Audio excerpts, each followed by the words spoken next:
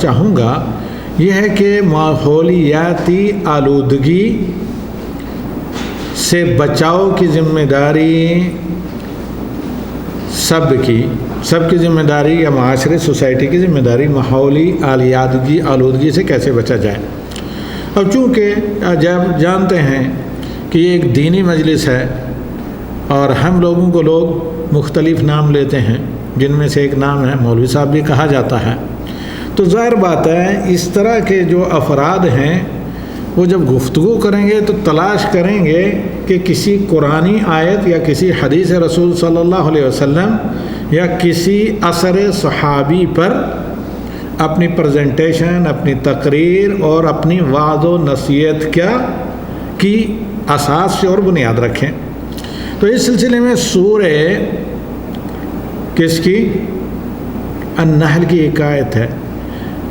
ہر جامع مسجد میں جہاں سنت کے مطابق خطبہ ہوتا ہے، خطبے میں یہ آیت پڑھی جاتی ہے، خطبے کے اختتام پر، دوسرے خطبے کے خاتمے پر۔ اسی طرح اللہ کے نبی صلی اللہ علیہ وسلم کی ایک حدیث ہے، وہ بھی ہم یہاں پڑھیں گے، صحیح مسلم کی۔ ان دو کو بیس بنا کر ہم ماحولیاتی آلودگی سے بچاؤ کی ایک فیملی یا سوسائٹی کی جو ذمہ داری ہیں اس موضوع کو آپ کے سامنے رکھیں گے اور زیادہ ٹائم نہیں لیں گے انشاءاللہ العزیز۔ پھر جو زوم میں ہمارے احباب ہیں جو اتنا اپنا وقت دیتے ہیں تو ان کے سوالات ہم سنیں گے، اور شعبہ نسواں کے سوالات ہیں ان کے بھی جوابات دینے کی کوشش کریں گے۔ جہاں تک ماحولیاتی آلودگی کا تعلق ہے، اس کا سب سے بڑا سبب کیا ہوتا ہے؟ امپورٹی، نجاست ہے کہ نہیں؟ پھر گندگی بھی آ جاتی ہے جو زیادہ تر نجاست کی وجہ سے، لیکن زیادہ جو نقصانات ہوتا ہے وہ نجاست کی وجہ سے، کیونکہ ہر نجاست گندگی ہوتی ہے لیکن ہر گندگی نجاست نہیں ہوتی۔ بعض چیزیں آپ کو گندی لگتی ہیں جیسے تھوک وغیرہ ہے، لیکن یہ نجس نہیں ہے۔ تو اب ہر نجاست تو گندگی ہوتی ہے لیکن ہر گندگی نجاست نہیں ہوتی، تو ان دونوں سے کیا ہوتا ہے؟ ماحول آلودہ ہوتا ہے۔ ماحولیاتی آلودگی وغیرہ جس کو کیا کہتے ہیں، پولوشن پھیلتا ہے، اور اسی سے ماحول کے اندر آلودگی وغیرہ اور تلوث البیئ جس کو عربی میں کہتے ہیں یہ پھیلتا ہے۔ تو اس کے بچاؤ کا آغاز کہاں سے ہوتا ہے؟ حقیقتاً انسان کے بالغ ہونے سے، بلکہ خواتین کے خصوصاً بالغ ہونے سے، کیونکہ انہیں کو پھر بچے بھی پیدا ہوتے ہیں۔ پھر وہ بچے، ان بچوں کی گھروں میں کس طرح تربیت ہوتی ہے، اس سے ماحولیات آلودگی یا تلوث البیئ یا پولوشن وغیرہ پر نگیٹو یا منفی کافی اثر پڑتا ہے۔ ایک میں تازہ اپنے سامنے کی مثال میں بیان کرتا ہوں۔ محمد بن سعود جس محلے میں ہم رہتے ہیں، شارع موسیٰ بن نصیر ڈبل پر، یہ دمام کا سب سے چھوٹا اور سب سے صاف ستھرا محلہ ہے۔ کوئی ایرو لوگ نہیں وہاں آباد ہیں، اور ایک سگنل کے بعد آپ دنیا میں کہیں بھی جا سکتے ہیں، اور صفائی ستھرائی سب چیز، ہر فیسلٹیز، بڑے ہاسپٹل سے لے کر بڑے شاپنگ ہال اور ہر چیز موجود ہے، اور خالی جگہیں بھی بہت ہیں، پولوشن زیادہ نہیں ہے۔ کورٹ سے لے کر سب تعلیمی ادارے اور سرکاری ادارے اتنے بڑے شہر کے وہیں قریب ہیں، اسی ایریے میں، 2 ہائی وے کے درمیان میں ہیں۔ تو یہاں مجھے تقریباً آپ لوگ اکثر جانتے ہیں کتنے سال ہو گئے؟ تقریباً 18 سال سے زیادہ کا عرصہ۔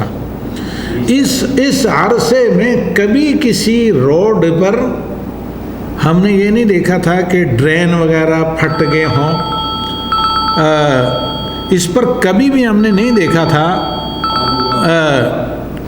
کہ ڈرین وغیرہ کہیں پھٹے ہوں، یعنی یہ جو سیوریج جس کو کہتے ہیں، نکاسی وغیرہ، یا بدبو کہیں آئی ہو، کہیں گاڑیاں چل رہی ہوں تو چھینٹیں وغیرہ کسی بھی طرح کی، حتیٰ کہ پاک پانی جو ہوتا ہے نا پینے کا، کسی کی طرح کی چھینٹیں نہیں تھی۔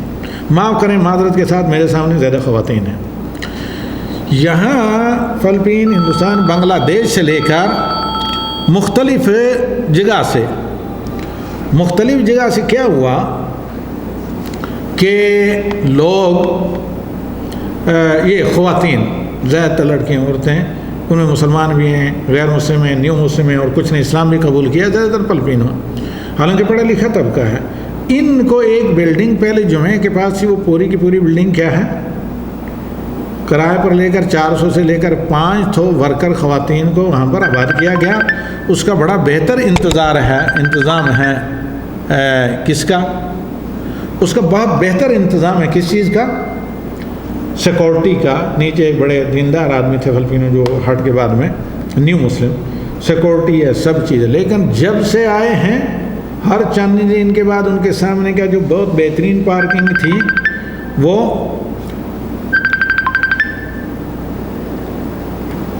بہترین پارکنگ کا انتظام تھا، وہ مین ہول پھٹ پڑتے ہیں. پہلے ہم نے سوچا نارمل پانی ہے، تو اب جب پتہ چلا کہ سیوریج کا ہے کیونکہ کپڑوں پر چھینٹیں پڑیں گی تو نماز کا بھی مسئلہ ہے. پھر اس ایریے میں دوسری طرف بدبو وغیرہ آنے لگی اور اس طرف سے گاڑیاں لے کر جانا بھی مشکل ہے کہ چھینٹیں لوگوں پر نہ اٹھیں کیونکہ مسجد قریب ہے. پھر کسی پر چھینٹیں پڑ گئی تو بیچارہ ویسے ہی مسجد میں آئے گا. سبب اس کا کیا ہے کہ اپنے جو مطلب اس طرح کے جس کو عربی میں کرسو وغیرہ کہتا ہے سینیٹری پیڈ یا اس طرح کی چیزیں جو عموماً اپنے جسم کو آلودگی تلوث سے بچنے کے لیے میڈیکل سیکورٹی اس طرح کی چیزیں استعمال کی جاتی ہیں، مینس کرپشن وغیرہ اس طرح کے یا بلیڈنگ وغیرہ سے بچنے کے لیے، یا دیگر جو ٹیشو پیپر وغیرہ استعمال کیے جاتے ہیں ان کو کیا کرتے ہیں باتھ روم میں ٹوائلٹ میں پھینک جانا. جب یہ چیزیں آگے جائیں گی، اب کوئی بوتل ساتھ رکھی ہے پانی پینے والی اس طرح کی چیزیں وہی اندر بیٹھ گئی، یہ شافر جگہ اور پلاسٹک کے پولیتھین بیگ وغیرہ یہ اس طرح کی کوئی چیز ہے وہ پڑی ہے باتھ روم میں. یہ نہیں کہ اٹھا کر کہیں گاربیج میں پھینکا جائے، اوپر سے پریشر سے پانی ماریں گے جیسے یہاں مرکز میں بھی ہوا تھا. اس پر جامع مسجد میں بھی 2 سال پہلے لوگوں کو نصیحت کی گئی تھی کہ ہر چیز کے لیے ایک جگہ بنی ہے. آپ کے پاس پلاسٹک کی بوتل ہے تو گھر سے ایسے باہر نہ پھینکیے کھڑکی سے، اس کو جا کر اس ڈرام میں گاربیج میں رکھیے جو پلاسٹک کے لیے. دیگر جو ٹیشو پیپر اس طرح کی چیزیں ان کو وہاں رکھیے جو اس کے لیے بنا ہے. دیگر جو کوڑا کرکٹ ہے ہر ایک کے لیے ہر چیز کے لیے نیچے دیکھیے ڈرام بنے ہوئے ہیں کہ بوتل کہاں رکھی جائے ریسائکل کرنے کے لیے، اور پیپر کہاں رکھا جائے، پلاسٹک کو کہاں پھینکا جائے. اب یہ کیا کرتے ہیں سست لوگ، خواتین اور بچے سب نے عبادت کے ساتھ آگے جو ہمارے سامنے ہیں یہ بہت ہی نیک متقی پرہیزگار طالبات اور معزز ہیں کیونکہ مسلمان ہیں. ہاں آپ مخاطب نہیں، میں ان کی مخاطب کر رہا ہوں جو اکثر غیر مسلم ہیں، 90% سے زیادہ ان میں غیر مسلم ہیں. اب کیا کرتے ہیں کہ پریشر سے پانی پھینکیں گے، سارا اس میں کس میں جائے گا؟ سیوریج میں. سیوریج کیا ہو جاتا ہے؟ بلا. پھر بدبودار پانی اس سے مین ہول سے تو مسجد میں جانے والوں کے لیے مصیبت، اور گاڑی چلائیں گے اگر لاپرواہی سے نوجوان لوگ تو چھینٹیں اڑیں گی تو پورا ماحول خراب ہوگا. یہ اتنا مقدمہ میں نے آپ لوگوں کے سامنے کیوں پیش کیا؟ یہ اس لیے کہ دین اسلام کیا ہے؟ طہارت ہے، اور طہارت کے لیے نظافت بھی ضروری ہے، یعنی صفائی اور ستھرائی. اب دیکھیں ایک بہت بڑے بشپ تھے، پادری ایجپشین بہت بڑے، یعنی یہ جو مشہور ہے نجیب سائرس اس کے قریبی لوگوں میں سے، دنیا کے بڑے مالدار لوگوں میں سے ہیں. یہ آدمی اسلام قبول کیا اور پناہ لے کر یہاں آ گیا سعودی عرب میں. میں نے اسے پوچھا کہ نصرانیت میں یا غیر مسلم میں حلال حرام پاک ناپاک کا کچھ بھی نہیں ہے. یہ تصور ہی نہیں ہے پاک کیا ہوتا ہے، ناپاک کیا ہوتا ہے، حلال کیا ہوتا ہے، حرام کیا ہوتا ہے. صرف کہیں گے یہ مناسب ہے، یہ غیر مناسب ہے، یہ لائق ہے، یہ غیر لائق ہے، باقی کچھ نہیں. تو لہذا غیر مسلموں کے ہاں اس طرح کی چیزیں نجس امپورٹی وغیرہ یہ کیا چیز ہے، یہ کوئی خاص دینی مذہبی تعلیمات نہیں. لیکن دین اسلام میں اللہ رب العالمین نے واضح تعلیمات نازل کی. اب ماحولی کو آلودگی سے بچانے کے لیے دیکھیں کہ کئی ایک قرآنی آیت ہیں، احادیث ہیں، جن میں سے ہم ایک آیت پڑھتے ہیں جو عہد عمر بن عبدالعزیز رضی اللہ تعالی عنہ سے کس میں ہے؟ خطبے کا حصہ ہے. سورہ النحل کی آیت نمبر 90. کیا ہے؟ ان اللہ یامر بالعدل والاحسان. اللہ آپ پر فرض کرتا ہے، عدل کو بھی حکم دیتا ہے آپ کو، احسان کو. ایک تو احسان ہے عبادات میں اخلاص للہیت، دوسرا احسان ہے کہ ہر کام کو آپ بہتری سے فرسٹ کلاس طریقے سے انجام دیں. کام چلاؤ نہیں، یعنی سر سے کام چوری حرام خوری ہے نہیں، یا فارمیلٹی نہیں، بلکہ اس کو بڑے امانت و دیانت سے پورا کریں. احسان یہ ہے کہ ہر وہ کام کریں جس سے دوسرے کو ایذا نہیں پہنچتی. اس کی دلیل کیا کہ اللہ کے نبی صلی اللہ علیہ وسلم نے کہا کہ ان اللہ کتب الاحسان فی کل شیء، اللہ نے احسان کو ہر چیز میں فرض کر دیا ہے، حتیٰ کہ تم کسی مرغی کے بچے، بھیڑ کے بچے کو ذبح بھی کرو، بکری کے بچے کو، تو اس کے بھی آداب بیان کیے کہ اس طرح ذبح کرو کہ جلدی اس کا خون بہہ جائے، روح نکل جائے، زیادہ ایذا نہ ہو، اس کو چھری نہ دکھاؤ، اس کے سامنے چھری نہ تیز کرو وغیرہ وغیرہ، جب تک جان رہے اس کی کھال وغیرہ نہ اتاری جائے. تو اب یہ احسان ہے. احسان یہ ہے کہ ہم اور آپ بحیثیت مسلمان ہونے کے پہلے گھر کی خواتین کو، ماؤں کو یہ نہیں کہ میک اپ کس طریقے سے کریں، ناخن کتنے لمبے رکھیں وغیرہ، اس کے بجائے زیورات کیسے، کپڑے کیسے ہونے چاہیے، وہ خود فطرتاً عورتوں کے اندر یہ فطرت ہے. اور من ينشأ في الحلیۃ وهو في الخصام غیر مبین، کہ زیورات کی چاہت یہ فطرتاً انسان کے اندر ہے، جیسے یہ قرآنی آیت شاہد ہے کیا اس کے اندر، خواتین کے اندر. لیکن اصل یہ ضرورت ہوتی ہے کہ بلوغت سے پہلے بچیوں کو یہ تعلیم دی جائے کہ بالغ ہوتے ہی انہیں کس قسم کے مسائل کا سامنا کرنا پڑے گا، اپنے آپ کو تلوث سے، ملوث ہونے سے پاک رکھنے کے لیے کیا انتظام ہے، پھر جو ویسٹ ہو ان کو کس طریقے سے ٹھکانے لگانا ہے. کہ جہاں نہیں، آپ دیکھے ہوں گے مکہ جاتے ہوئے، عمرہ حج کے لیے جاتے ہیں، اکثر خواتین بچوں کے وہ ڈائپر وغیرہ جو ہوتی ہیں وہ باتھ روم کے اندر چھوڑ کر چلی جاتی ہیں، یا جہاں جس وہ خواتین کے لیے کھانا کھانے کے جو اس طریقے سے بعض لوگ وہیں پولیتھین اس میں رکھ کر، شاوری یا پلاسٹک کی تھیلی میں رکھ کر وہیں چھوڑ دیتے ہیں. یہ اگر ایک مسلمان کو پرائمری کی بھی صحیح تعلیمات ہوں تو وہ ماحول کو آلودہ کرنے کے لیے، دوسروں کو ایذا دینے کے لیے ایسی حرکت نہیں کرے گا. پھر جب وہی خواتین مائیں بنتی ہیں، جب وہ بچے چھوٹی عمر میں، بچہ بولا کتنے ہزار پکسل والے پکسل سے بھی زیادہ اپنی نگاہوں سے، کیمرے سے بھی زیادہ ہر چیز ریکارڈ کرتا ہے. جب ایک بچہ اپنی ماں کو صاف ستھرا دیکھتا ہے، مرتب دیکھتا ہے، منظم دیکھتا ہے کہ وہ ماحول کو، اپنے گھر کو آلودگی سے بچاتی ہے، راستے کو آلودگی سے بچاتی ہے، گھر سے باہر کوئی چیز کھڑکی سے نہیں پھینکتی، باتھ روم کو بہت صاف ستھرا اور خشک ڈرائی رکھنے کی کوشش کرتی ہے، تو اس بچے کو شروع سے کوئی تربیت ہوتی ہے. میں ایک بچے کو جانتا ہوں بڑے قریب سے، چھوٹی عمر سے اس بچے کو دیکھا گیا ہے، اگر وہ ایک ٹافی بھی کھائے، اوپر کا وہ ہوتا ہے نا خول کاغذ، وہ اس ویسٹ کو کبھی ادھر ادھر نہیں پھینکے گا. راستے میں کہیں اور تو روڈ میں تلاش کرے گا کہ کہاں گاربیج ڈرام ہے، یا گھر میں وہ ٹوکری ویسٹ کی کہاں ہے، اسی کے اندر ڈالے گا. آئیے، اصل یہ ہے کہ پوری فیملی کی، والدین کی ذمہ داری ہے کہ بچوں کو، بالخصوص بچیوں کو ماؤں کی ذمہ داری ہے کہ بلوغت سے قبل انہیں سنن الفطرہ جانتے ہیں نا. حضرت عائشہ رضی اللہ تعالیٰ عنہ نے روایت کرتی ہیں کہ نبی صلی اللہ علیہ وسلم نے فرمایا کہ تمام انبیاء کی تعلیمات میں کیا ہے؟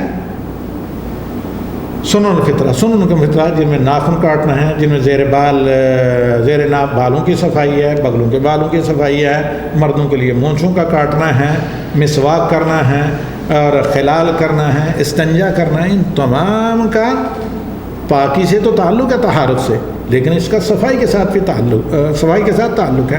ان اللہ یامر بالعدل والاحسان. احسان یہ ہے کہ مسلمان کوئی بھی ایسا کام نہ کرے، نہ گھر کے اندر، نہ راستے کے اندر، نہ گاڑی پارکنگ میں، نہ گاڑی صفائی کرتے ہوئے گاڑی کا کچرا کہاں، کوڑا کرکٹ کہاں پھینکنا ہے، گھر کو صاف کر کے اسے کہاں رکھنا ہے، کیلا یا دیگر چیزیں راستے میں کھا رہا ہے، کسی کاغذ وغیرہ کی کوئی پڑیا، یا اس طریقے سے سینڈوچ پر پیپر وغیرہ لپیٹا ہوا ہے تو کھا کر اس پیپر کو جہاں نہیں وہاں پھینک دے، کہاں پھینکے گا. الغرض کہ یہ جو ہے ذمہ داری فیملی کی ہے. جب ان نوجوان بچیوں کو یہ ذمہ داری ہے کہ آدم کی بچیوں پر اللہ تعالیٰ نے بالغ ہوتے فلاں فلاں ذمہ داریاں اور فلاں فلاں فطرتی چینجنگ جسم کے اندر وہ اللہ تعالیٰ نے فطرتاً فرض کر رکھی ہے، تو ان سے کس طرح نمٹا جائے گی، یہ تربیت ہو. جب یہ انہیں تربیت ہوگی تو جب بچہ پیدا ہوں گے تو ظاہر بات ہے بچوں کی صاف ستھرائی وغیرہ یہ تمام ماؤں کی پہلی ذمہ داری ہوتی ہے، نہ کہ صرف ہاؤس مینٹ یا خادماؤں کی. ہاؤس مینٹ تو بچوں کو پتہ نہیں کیا کیا پلا دیتی ہیں. تو اس صورت میں یہ جو ویسٹ وغیرہ ہوتا ہے اس کو صحیح طریقے سے، جو مناسب طریقہ ہے اس طریقے سے جب ٹھکانہ لگایا جائے گا، یا اس گاربیج وغیرہ میں رکھا جائے گا، سب سے پہلی چیز کہ کسی حاسد و جن و انسان اس کی طرف سے سحر وغیرہ جو آثاری کے ذریعے عموماً جادو کیا جاتا ہے اس سے بچ جائیں گے۔ دوسرے نمبر پر کہ کسی کو ایذا نہیں ملے گی، کیونکہ اللہ کے نبی صلی اللہ علیہ وسلم نے کہا کہ اتقوا الملائن الثلاث، لعنت کے اسباب سے بچو۔ اس میں سے یہ ہے کہ لوگوں کے راستے میں گندگی کرنا، پیشاب وغیرہ کرنا، یا یہ ہے کہ وَأْتُوا الطَّرِيقَ حَقَّهُ، راستے کو اس کا حق دینا چاہیے۔ کا حق کیا ہے؟ ایک تو حق یہ ہے کہ راستے کو گندا وغیرہ نہ کریں، دوسرا یہ ہے کہ کف الاذى، غض البصر و کف الاذى، نگاہ نیچی رکھنا اور کسی کو تکلیف نہ دینا۔ حسن خلق کی تفسیر عبداللہ ابن مبارک نے یہ کی، کیا؟ بسط الوجہ، خندہ پیشانی، و کف الاذى، کسی کو تکلیف نہیں دینا۔ ایذا دینا بلا وجہ کسی کو، آپ کو پتہ ہے کہ دین اسلام میں یہ حرام ہے۔ کسی بھی چیز سے دوسروں کو ماحول کی آلودگی سے یا راستہ گندا کرنے کی وجہ سے، جہاں پانی پیا جاتا ہے، راستہ گھاٹ وغیرہ، اس جگہ کو گندی کرنے سے، لوگوں کے راستے میں پانی بنانے سے، یا گھر میں پائپ کھلا ہے تو اس کو کھلا رہنے دیا جائے، یا کہیں کوئی پائپ پھٹ گیا تو پانی بہہ رہا ہے آپ اس کی پرواہ نہ کریں، آنے جانے والوں وغیرہ کو تکلیف ہو، یہ تمام چیزیں بڑھتے بڑھتے کیا بنتی ہیں؟ گاڑی آپ کی خراب ہے، بہت زیادہ دھواں دے رہی ہے، تو ہاں آپ کو پرواہ ہی نہیں جس کو مرضی، کیونکہ جو گاڑی چلاتا ہے اس پر تو واپس پلٹ کر کم ہی دھواں آتا ہے، پیچھے والے کو نقصان پہنچتا ہے، اس کو ویسے رہنے دیا جائے۔ تو بے شمار وہ غلاظتیں، وہ گندگیاں، وہ آلودگیاں ہیں جن کی وجہ سے سب سے پہلے گھر اور گھر کی صحت متاثر ہوتی ہے، پھر اگر اس کا تعلق نجاست وغیرہ سے ہے تو انسان کی طہارت متاثر ہوتی ہے، طہارت متاثر ہو تو ظاہر بات ہے سب سے اہم عبادت نماز متاثر ہوگی، اور جب نماز متاثر ہوگی تو ظاہر بات ہے ایمان پھر کمزور ہوگا، کمزور ہوتے ہوتے ختم بھی ہو سکتا ہے، صفر پر بھی جا سکتا ہے۔ تو لہذا بری بنا ایک مسلمان کی یہ ذمہ داری ہے کہ وہ قرآن کو تدبر سے پڑھے، نبی صلی اللہ علیہ وسلم کو سیرت کو پڑھے، اور یہ کہ نبوی سوسائٹی عہد مدنی میں کس طرح کی تھی، صاف ستھری تھی، کس طرح کے اخلاق تھے۔ تو ایک تو یہ آیت جو سورہ نحل کی ہم نے آیت نمبر 90 پڑھی، اور دوسرے اللہ کے نبی صلی اللہ علیہ وسلم کا فرمان کیا ہے؟ الطہور شطر ایمان، یہ صحیح مسلم کی روایت ہے کہ پاکیزگی نصف ایمان ہے، اور ظاہر بات ہے کہ نجاست یا امپورٹی یہ ماحولیاتی آلودگی کا سبب بنتی ہیں۔ پھر اسی طرح اللہ کے نبی صلی اللہ علیہ وسلم کا ہمسایوں کے تئیں حقوق کا خیال رکھنا، یا یہ ہے کہ کوئی بھی ایسا کام نہ کریں حتیٰ کہ جس سے والدین یا دیگر لوگوں یا ہمسایوں کو یا راستے میں چلنے والوں کو ایذا یا تکلیف پہنچے۔ پھر اللہ کے نبی صلی اللہ علیہ وسلم کا راستے کے حقوق کو تفصیل کے ساتھ بیان کرنا کہ وَأْتُوا الطَّرِيقَ حَقَّهُ، راستے کو اس کا صحیح حق ادا کرو۔ پھر صحابہ نے عرض کیا اس کا کیا حق ہے، میں پہلے بتا چکا ہوں کہ کف الاذى، کوئی بھی ایسا کام نہ کریں جس سے ایذا پہنچے، اور ایذا بسا اوقات غلط پارکنگ کی وجہ سے ہوتی ہے، کبھی ڈبل پارکنگ کی وجہ سے ہوتی ہے، کبھی ایذا آپ کھا پی کر راستے میں کوئی چیز ڈال دیں، یا لوگوں کے راستے کے اندر گندگی وغیرہ کریں، یا یہ ہے کہ اپنے محلے سوسائٹی میں اپنے محلے یا گھر کو یا دکان جہاں آپ کی ہے یا مارکیٹ کو صاف ستھرا نہ رکھیں، تو یہ تمام چیزیں بن کر کیا جمع ہو کر ماحول کی آلودگی کا سبب بنتی ہیں، اور یہ چیز انسان کی صحت پر اثر انداز ہوتی ہے، پھر مال پر بھی اثر انداز ہوتی ہے۔ ہمیں اور آپ کو معلوم ہے کہ جو حاجیات الشرعیہ الخمسہ ہیں، 5 شرعی ضروریات ہیں، ان کی حفاظت ایک مسلمان پر فرض ہے، ان کے خلاف کوئی بھی جائے وہ حرام ہو جاتی ہے۔ کیا ہے؟ حفظ الدین، دین کی حفاظت، آپ کے دین کو جو چیز کمزور کرے وہ آپ کے لیے حرام ہو جاتی ہے۔ حفظ العرض، عزت و آبرو کی حفاظت، جو عزت و آبرو کے لیے جو چیز نقصان دے وہ آپ پر حرام ہے۔ حفظ الروح، جان کی حفاظت، جو جان کے لیے نقصان دے وہ آپ پر حرام ہے۔ حفظ المال، مال کی حفاظت، جو چیز مال کے آپ کے کو بلا وجہ ضائع کرتی ہے وہ آپ کے لیے نقصان دہ ہے۔ حفظ الروح میں صحت کی حفاظت بھی لازماً آتی ہے، اور ماحول کی ادائیگی، ماحول کی آلودگی یا تلوث یا پولوشن وغیرہ یہ صحت کے لیے نقصان دہ۔ اور پھر عقل، ہر وہ چیز، اس لیے شراب حرام ہے جو انسانی عقل کو پاگل کر دے، انسان کو دیوانہ کر دے، وہ چیز بھی انسان کے کیا ہے؟ حرام ہے۔ تو یہ ماحول کی آلودگی انسان کی عقل پر بھی اثر انداز ہوتی ہے اور انسان کی جسمانی صحت پر بھی اثر انداز ہوتی ہے، نسأل اللہ العافیہ۔ لہذا اس کے لیے آغاز کہاں سے ہوتا ہے؟ بچوں کی پیدائش سے نہیں، پیدائش سے پہلے جب بچوں کو پیدا کرنے والیاں جب بالغ ہونا شروع ہوں تو اس سے پہلے ہی ان کو یہ آداب اور یہ دینی اخلاق تعلیمات معلوم ہونی چاہیے کہ بلوغت کے بعد ہمیں طہارت، پاکیزگی، نظافت، صفائی ستھری رائی کا کس طرح خیال رکھنا ہے، پھر اپنے آنے والی پڑھنے والی یعنی پیدا ہونے والی جنریشن نسل کو کس طریقے سے صاف ستھرا رکھنا ہے اور ان کے مزاج اور عقل کو کس طریقے سے صاف ستھرا رکھنا ہے، ان کو کس قسم کے آداب و اخلاق کے ماحول میں پروان چڑھانا ہے کہ وہ سب کے لیے رحمت ہوں، ہمسایوں کے لیے، محلہ والوں کے لیے، راستے میں چلنے والوں کے لیے، اسکول میں دیگر بچوں کے لیے درد سر نہ ہوں۔ ھذا صلی اللہ علیہ نبی وآخر دعوانا ان الحمد للہ رب العالمین۔ جی اب آپ لوگ آئیے، کسی کو کچھ کہنا تو نہیں ہے؟ السلام علیکم۔ ایک سیکنڈ، میں پہلے ایک بات بتا رہا ہوں اسلام بھائی، نہیں کیا شمشاد اکبر صاحب تھوڑا رکیے، یہ 21 منٹ ہو گئے بھائی، ہونا تو 15 منٹ چاہیے تھا۔ دیکھیے اصل میں یہ کئی ایک سب ٹاپک تھے جن کو میں نے جمع کرنے کی کوشش کی ہے۔ اب آپ لوگ جتنے سامنے ہیں جائزہ لے کر بعد میں مجھے فیڈ بیک کر کے بتا دیں کہ اس میں کیا کیا کمی رہے گی۔ پہلا موضوع ہمارے سامنے تھا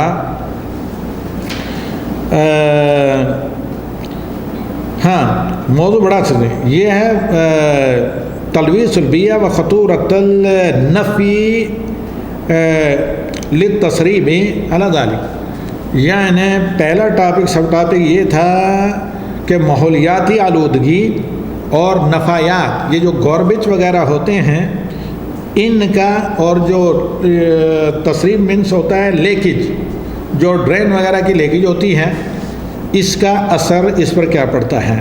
دوسرا سب ٹاپک تھا یعنی ماحول کو صاف ستھرا رکھنا، یہ فیملی کی ذمہ داری ہے۔ تیسرا تھا کہ ماحول کی ستھرائی کے تئیں ایک مسلمان کے اخلاق و آداب۔ ان سب تینوں سبجیکٹ کو میں نے آج ایز این ایکٹر کے طور پر آپ کے سامنے پیش کرنے کا کوشش کی ہے۔ اب کتنے پرسنٹیج ہم اس میں کامیاب رہے تو اللہ ہی بہتر جانتا ہے۔ اس کے بعد آپ لوگ جو سامنے سن رہے ہیں ان کو احساس ہوگا ان میں کیا کیا مزید پوائنٹ نکات ہونا چاہیے تھا۔ آپ لوگوں میں سے جس کے ذہن میں بھی ہوں وہ فیڈ بیک کے ذریعے ہمیں لکھ کر بھیج دیں۔ اس کے بعد والا ایک بڑا اہم ٹاپک ہے جس کو کل یا پرسوں میں لے کر آؤں گا، اور وہ ہے بہت ہی اہم ہے، ہاں جی، مواعظ نبویہ فی الحیات الزوجیہ، میریٹل لائف میں نبوی تعلیمات۔ تو پہلے تو میں آپ کے جو آئے ہیں یہاں انہوں نے بھیجے ہیں احباب نے، چارٹ گروپ میں آپ لوگوں میں سے کسی نے کچھ بھیجا ہے۔ یہ بار بار کال باہر سے کہیں سے آ رہے تھے نا، تو اس کو فی الحال ہم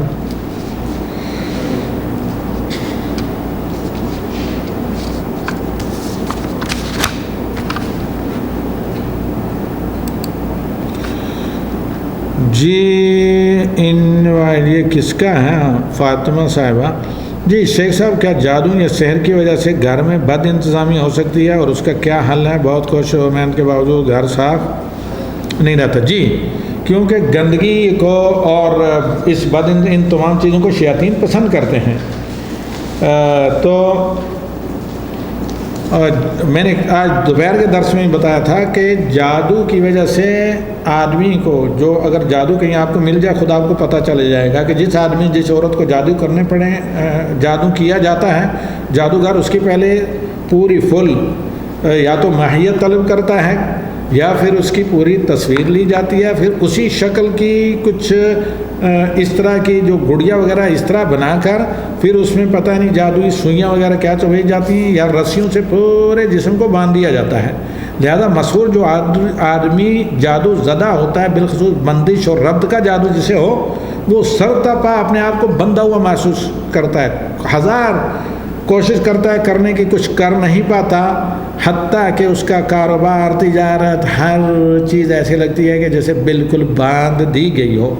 تو یہاں پر ہے میرے سامنے، اب تلاش کرنے میں آپ کا وقت بھی ضائع ہوگا، ہمارا بھی ضائع ہوگا۔ ایک بڑے معروف شیخ کے پیج پر باقاعدہ اس کو وہ ایک امیج تصویر دے کر دکھایا گیا ہے کہ مسحور جادوگر جس کو جادو کرتا ہے اس کو کیا کرنے کی کوشش کرتا ہے، کس طرح ہر اعتبار سے باندھ کر بے بس کرنے کی کوشش کرتا ہے، بالخصوص جو ربط کا جادو ہو، جو اللہ کے رسول صلی اللہ علیہ وسلم کو بھی کیا گیا تھا، کسی اور کو کیا جاتا شاید نہ بچتا، لیکن اللہ نے اپنے نبی صلی اللہ علیہ وسلم کو بچایا اور جادو بھی بتا دیا کہاں کر کے رکھا ہے۔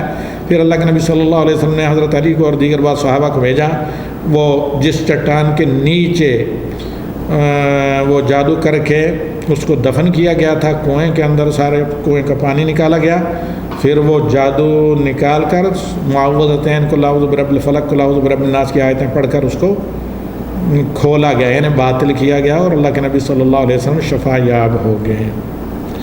تو اس لیے آپ جادو کا علاج، ایک ہماری کتاب ہے الکرم ٹیم کے پاس، وہ مانگ لیں، اس میں شرعی طریقہ نبوی تعلیمات کی روشنی میں بتایا گیا ہے جادو کے توڑ کا، باطل کرنے، جادو سے نجات کا، تو اپنا انشاءاللہ بتدریج اللہ رب العالمین شفا دے گا۔ اور کسی کا تو یہاں نہیں ہے، مجھے نہیں لگ رہا کہ کہیں چارٹ میں کسی اور نے کچھ کیا ہو۔ جی آپ لوگوں میں سے کس کو ہاتھ کس نے اوپر اٹھایا؟ بولیے۔ شمشاد اکبر، آپ ہی نے